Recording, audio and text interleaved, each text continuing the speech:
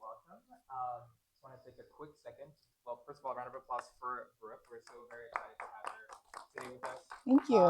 This is our first open rehearsal presentation in for Espresso Retreat. Not only is the first one of these, it's our first rehearsal with our orchestra here for the season as well, actually. So you're getting the first look at everything that we're doing right now. We're super excited. All of our musicians are coming in today. Energy's high. We love it, and we really appreciate you being here. Brooke has an amazing presentation for you guys. It'll be about 30 minutes long. We're going to end at 2:45, at which point we'll take a 15-minute break before the rehearsal that starts at 3. I will take you guys into the lobby. We're going to enter the hall. You are free to stay as long as you want. At about an hour 15 minutes into the rehearsal, there's going to be a 20-minute break. You can feel free to stay or go as you please. For today, I would recommend maybe sitting a little bit closer to the front. It's going to be a little bit easier to hear Christian. And I'm not quite sure if he's going to be using the mic today. So, but feel free to sit wherever you'd like in the hall. If you have any questions, I will be in here with you guys for pretty much most of this. And yeah, we are very much looking forward to this. Thank All you so right, much. Brooke. thank you. Hi, everybody. I'm Brook Ferguson. How's it going? How's everybody's day going? You guys are probably been to the festival for all the years it's been around. Is that a true statement, more or less? Or is anybody new here? No, okay, 3 new and young. So we'll have to hear your stories. Yeah, but we all are part of this big wide web of music lovers. And have you come to the festival for years? Several years. Yes. Several years? Absolutely love it. Great. I love the open rehearsals. Fantastic. Fantastic. And anybody else a first timer? Oh, no. No? You, yes? I went to a couple of last year. Oh, well, thanks so much. This young lady here in the front told us to come to open rehearsal. Very smart. The listening labs. Oh, right. Right. Yes. Right. Well, thank you so much for coming to this pre-open rehearsal talk. I think probably the most important thing to talk about to begin is just that this is our first rehearsal for the summer. So you're seeing an entirely new ensemble of people playing together for the first time. I've worked with Christian for years, and I was in the New World Symphony before he was the conducting fellow there. And I worked with his wife, Julia, at the Marlborough Festival for a few summers. So I actually ended up on their first date by accident. She was singing at Carnegie Hall close to New Year's. It wasn't New Year's Eve, but it was close to New Year's, and she was singing some songs from West Side Story. And she invited me to come. So I went, and she said, well, come backstage, and I've met somebody, and I'm really excited for you to meet him. And then here in comes Christian, and I'm like, oh, that's a pretty good one. Right? Good job, And then she says, well, let's go out after. So we went out after. And then after we all had dinner, she said, well, let's go get a drink. And I said, okay. So then it's just, we're down to 3 of us. And I'm like, okay. And we went to this bar. I don't even remember where. We were having martinis, so who even knows where we were. And they started dancing, and it looked like Ginger Rogers and Fred Astaire. And I said, I think my time here has come to an end. So I said goodnight, and then the rest is history. So we're kind of talking a little bit about the inner workings of the music world and how closely knitted together we all actually are. And that is... the same is true of this concert program that we're putting on this week. The gala program is completely different. That's more of a celebratory, fun concert. Hello, welcome, welcome. So it's a fun concert. The gala is going to be great. But we're doing, on Sunday afternoon, we're doing a program of Johannes Brahms, Clara Schumann, and Robert Schumann. And so we're talking about these associations of, small friend groups that end up being years long friendships and relationships. So the same is true of these 3 humans that you're going to hear about and hear from on our open rehearsal today. Today we're only doing the Robert Schumann Symphony No. 2. We're just rehearsing Schumann. But I thought that most of you would be attending the concert on Sunday, so it might be nice to talk about the overall structure and relationship between these 3 composers. So again, I'm a flutist. You'll see me playing principal flute. I play year-round in the Colorado Symphony Orchestra, and I live in Golden, Colorado. I travel to Houston 4 or 5 weeks out of the year to play with River Oaks Chamber Orchestra. We're known as ROCO. And we do a lot of new music and fun projects. So that's another one of my jobs. I like having jobs, apparently, including leading open rehearsal talks. So I wanted to talk a little bit about this program itself, because I mean, I had a pretty, broad stroke idea of this program, what it was trying to do, and I kind of understood immediately when I saw it. But when I was asked to do this yesterday, by the way, I thought, okay, well, I'm going to have to know more than just my notes for my flute parts. I'm going to have to talk to people about the music. And so, it's always nice to take a step back and get broader with the music. So, a lot of people with any kind of knowledge of romantic symphonic music, concert music from the 1800s would tell you that there was this sort of love triangle between Johannes Brahms, Clara Schumann, and Robert Schumann. And I would say that they have the geometry wrong. It's not a triangle. It's very much more a timeline that started in a quasi-triangle, where Clara held the entire thing together. And Brahms was, I think, 14 years younger than her. And Robert was at least 9 years older than her, I think. And Clara and Robert Schumann, she was Clara Wieck before she was Clara Schumann. And Clara Wieck was already an established, very, very high level concert pianist in Europe.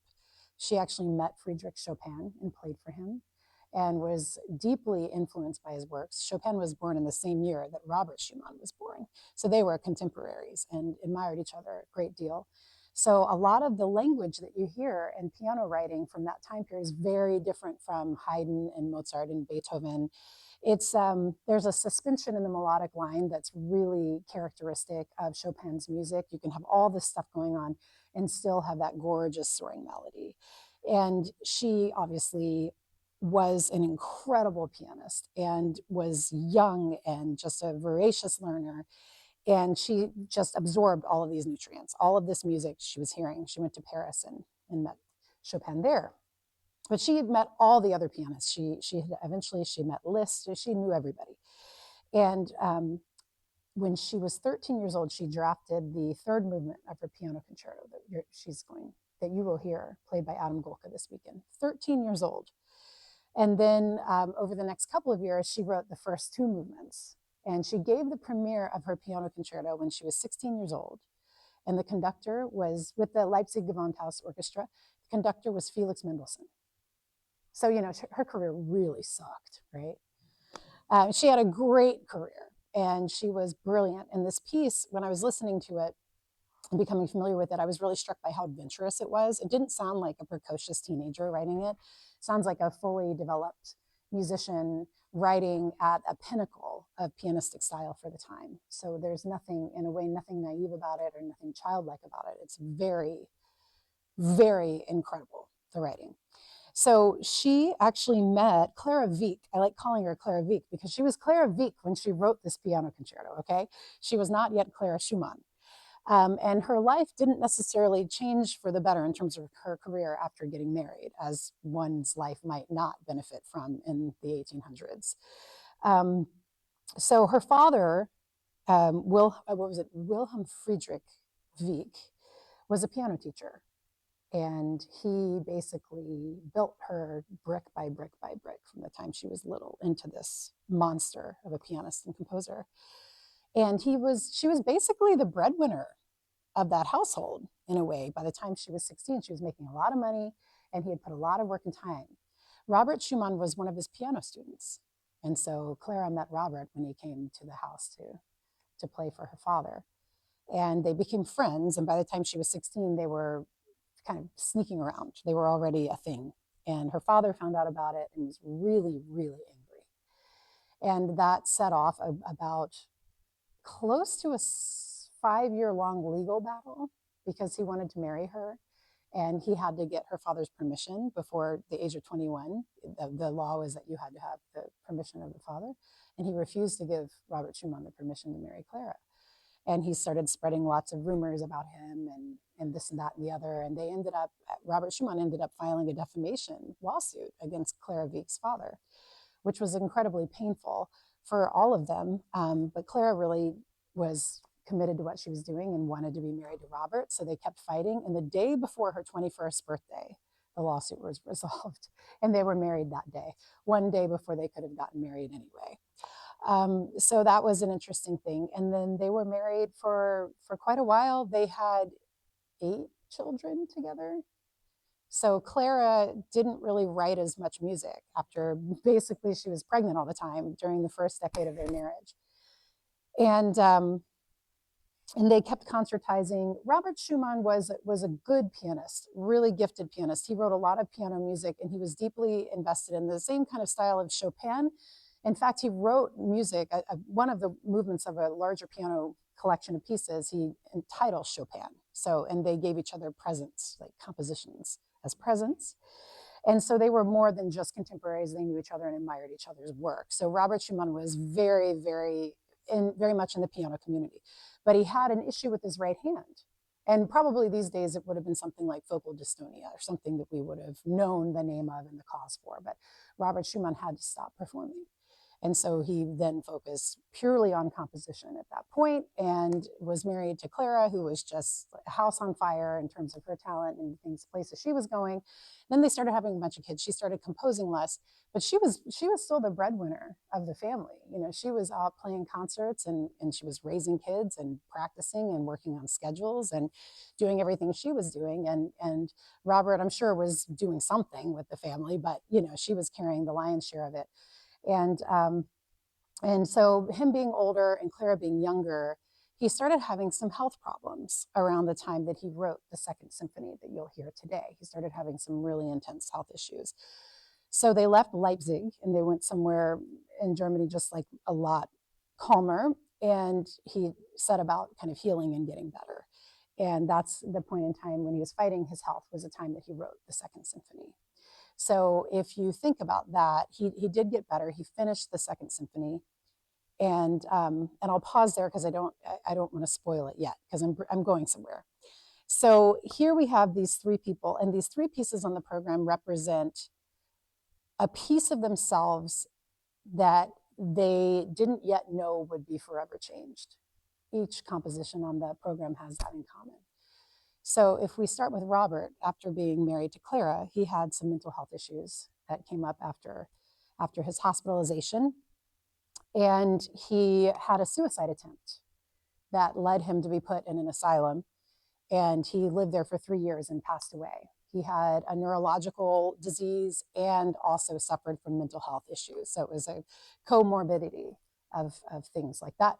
So, but at the time that he finished the Second Symphony, it was all about triumphing over hardship and, you know, coming to this clarity, the C major that the piece ends in. So there's a lot of scattered feeling in the piece. The piece just feels really scattered the whole time. And by the end, it gathers all the bits and pieces from its memory as a piece and then puts them into the finale in a way that really makes you understand the music, brings it all together, essentially. And which is a story of triumph in his case. Well, as you know, his story ended tragically. He didn't end triumphantly as he had wished to.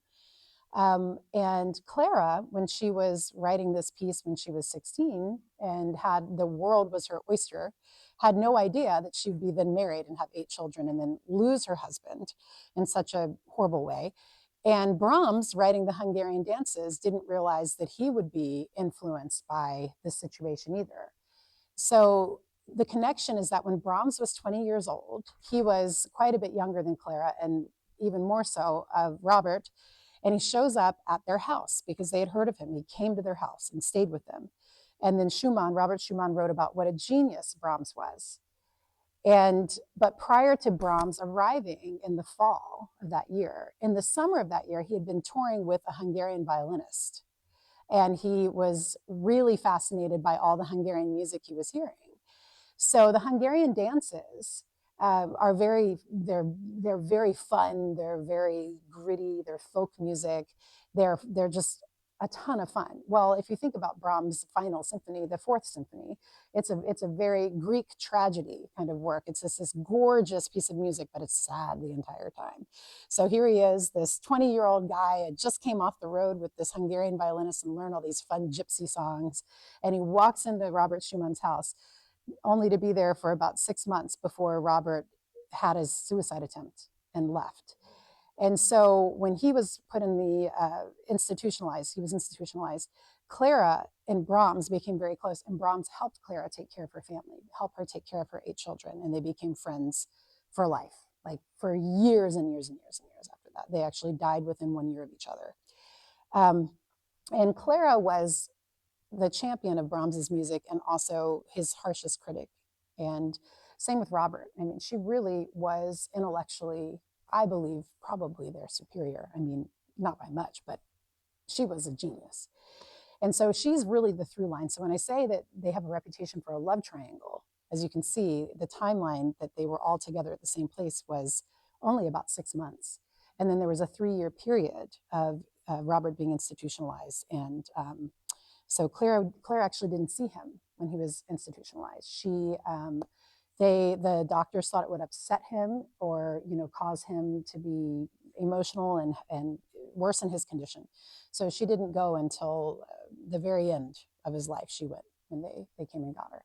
But Brahms went and visited and talked to his doctors and took care of him and all of that. So that's kind of like these 3 people overlapping in this timeline in a way that changed their lives forever. So in a way, Robert's mental illness really shaped the life of Brahms and Clara in a way that they were not anticipating when Clara Wieck wrote her piano concerto and when Brahms first heard these Hungarian dances. So the Hungarian dances are not original compositions in most cases. They're Brahms' settings of Hungarian dances that he learned from the violinist he was on the road with. So if that gives you any, that's why we say like, oh, how did this guy, this German guy, this Vienna influence composer, how did he end up writing Hungarian music? It's just like, what?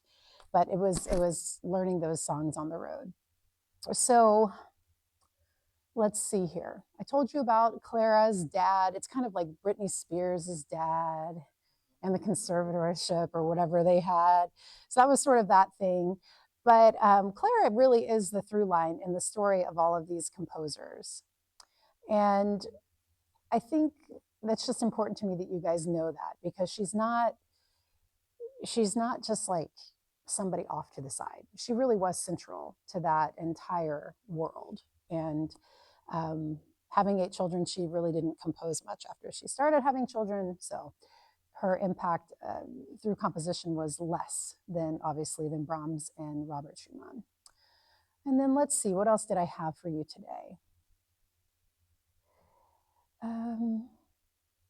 So I think I described the pieces we're playing don't know the way their lives are going to turn out. They're kind of younger pieces that are in a way dabbling in parts of themselves that they really identified with at the time, but that didn't eventually end up becoming the core of their personality. And yeah, I mean, that's essentially the long and short of the presentation that I had for you guys. There's really such a wealth of music from this time period. And again, focusing in on the piano writing, how different it was from being a workshop instrument that was meant to play through sonata forms and architectural structures that were already historically developed through classical era. It became a much more open-ended, expressive, harmonically rich world. And the pieces got smaller in most cases. The concerto form didn't change, but the character pieces, the solo piano pieces that you hear from this era, like all of the Chopin nocturnes, and then you'll have, Brahms wrote a lot of solo piano music. Brahms wrote some great four-hand piano music too. So there's just this connection between the composers of those eras that's not so different than the connections of the musicians of LAMF that you're seeing here. Everybody knows somebody here, otherwise they probably wouldn't be here. So I think Christian probably told Scott about me, which is how I ended up here. And the bassoonist this week, Quincy Trojanowski, is our new principal bassoon in the Colorado Symphony. So Scott had asked me about a bassoonist, and I said, well, we just happened to get a great new principal bassoon player. So she'll be here this week too, and so on and so on and so forth. So I figured you guys probably had a lot of questions, and we have about 11 minutes left. So I wanted to see where your heads and hearts were and what you might have to ask about what goes on in an orchestra or whatever you want. Here's our first one. I thought Schumann came up with some contraption to stretch his right hand, to cripple his right hand. And I also thought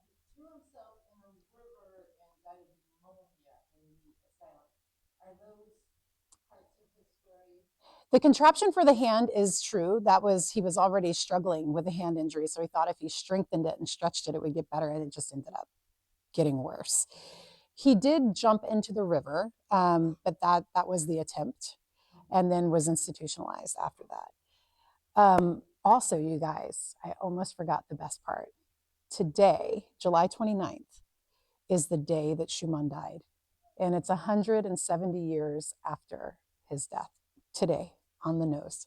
Isn't that wild? I was like, oh. But yeah, those two things are true, but just little nuances there. I actually had a professor in my undergrad at Boston University who was a Schumann scholar, and ironically took his own life in the Charles River. And I just thought, don't mess with the Robert Schumann juju, you know. There's something very powerful about it. So that's great. Do we have any other questions or? Okay. So the orchestra also you guys come together. How do you develop a sound as a group together? So I know you may know some people playing together as one group. It's, you know what, it is different than, I mean, as someone who plays in an orchestra with the same people day after day after day. What I really appreciated about it is the opportunity to find myself sounding differently just based on what's going on around me. So I really welcome the shift in color, the shift in personalities, the different energies that different people are bringing into a situation, which is so unpredictable, and you have to really think on your feet and adjust rather quickly. It's not like at work where you play with everybody, you guys are like married almost, you know, you just know everything they do that annoys you, you know, and then you know everything that they do that's fantastic, and everything, you just know them backwards and forwards. You know how to support their weaknesses and how to play off of their strengths. So this is just in a way a lot more combustible than that. There's just a lot that's going to happen naturally that we don't yet know how that will all be. So you'll be experiencing it with us. So you have to let me know what you think happens. Yes. The conductor has a lot to do with it. You know, the tempos that the conductor chooses, the way they communicate with the orchestra, what they've asked to bring out and kind of push away in the texture, and the way that they develop the interpretation of the piece is going to have a lot to do with how the orchestra sounds. But in terms of blend, you really have to work at it. You have to kind of, you know, as you get closer to the concert, really dial it in. So today I'd imagine you hear a lot of really great and perhaps a little raw playing. Yeah, that was a great question. Yes. Tell us more about your journey. Oh, sure. Sure. You know, I'm 45 years old right now. I've been playing since I was 10. So I feel like I've been doing this for a very long time at this point. And I came up in a musical family, but bluegrass musicians in Virginia. So I grew up with live music around me constantly, people singing, playing instruments, and just always like that. But when I was a kid, what I didn't realize is that they weren't just like your run-of-the-mill bluegrass musicians. These musicians were fantastic, and I just grew up that way. So in a way, I inherited an understanding of music that was very different than what I might have expected. And when I chose to play flute, I did it because it was different than everybody else. No one was playing flute, and I never even heard an Irish flute before, and I've never heard a flute play bluegrass, so I didn't even know about that at the time. So just growing up, a lot of jam sessions, a lot of singing, lots and lots of tunes, lots of improvisation. And there was a prejudice towards reading music. My family thought, well, if you're a good musician, you shouldn't need music. You should just be able to play. You shouldn't have to think about it. You know, when they ask a question, that's the worst thing you can do. Why are you asking the question? You just should know. You know, so there's a lot of like baked in tradition, and also you know, a level of playing that's really high. So when I started playing the flute, I knew, like, you got to be good for anyone to pay attention to you. And I knew what sounding good meant. Not like I didn't know how to sound good, but I knew that if I wanted to get any of that attention or to be able to fit in with that crowd of players, that I needed to practice a lot. So no one ever told me to practice. It was implied. And so in fact, they were like, please stop. Please stop that. And so I grew up, I grew up with a lot of music around me, but I went down a classical path because I heard an orchestra, the National Symphony, when I was probably about 11 or 12. And I heard them playing and I heard them, and I thought, oh, this is the sound, the same sound in Star Wars. Because that was my frame of reference for orchestral scoring was from the John Williams Star Wars scores. And I was listening back and I'm like, oh, this is what that is. You know, when you're little, you don't know what things are. They're just around you. And then you start to piece it all together. And I was just like, wow, that's really fabulous. And look, there's 100 people on the stage. And look, this sounds like this, and that sounds like that, and that sounds different there. And listen to that. And oh my gosh, the brilliant percussion and what's even happening? Oh my God, there are harps here. It was just like the greatest musical instrument you could ever imagine, just comprised of different players. If you think of a great pipe organ, an orchestra is pretty similar to these groups of pipes, these different sections of the instrument, these different colors that you get. And so it's one of the most colorful musical creations ever. And the flute was just sitting right in the middle. And I play flute and looking at it, bang, they're right in the middle. And wow. And they played the morning song, the Grieg morning song. And I thought, I know that from Bugs Bunny. And I just sort of started making all of these connections. And then it turned out if you were really good at your instrument at school, then you got to play an orchestra, but it wasn't a given. You had to be at least like first, second, or third chair. So I thought, well, that's what I'm going to do anyway. So I might as well learn how to play in an orchestra. And then it was just from there, it just went. But that was sort of the beginning. And been fortunate to have really great teachers and wonderful mentors and a lot of help on my way. So it didn't really matter that my parents didn't know much about classical music. In fact, when I played at Red Rocks, which is a concert venue in Morrison, Colorado, the Colorado Symphony plays there quite a bit, which is a bucket list concert destination for people all over the world. And I'm very fortunate that I get to play there 6 or 7 times a summer.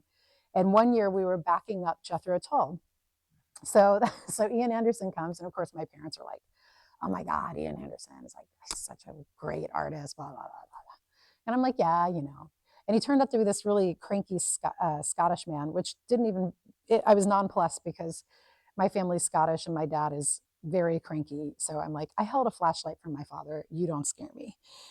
So Ian Anderson, he was really lovely, actually, pretty nice. And there was this flute duet that he had in his set list. He had a flute duet.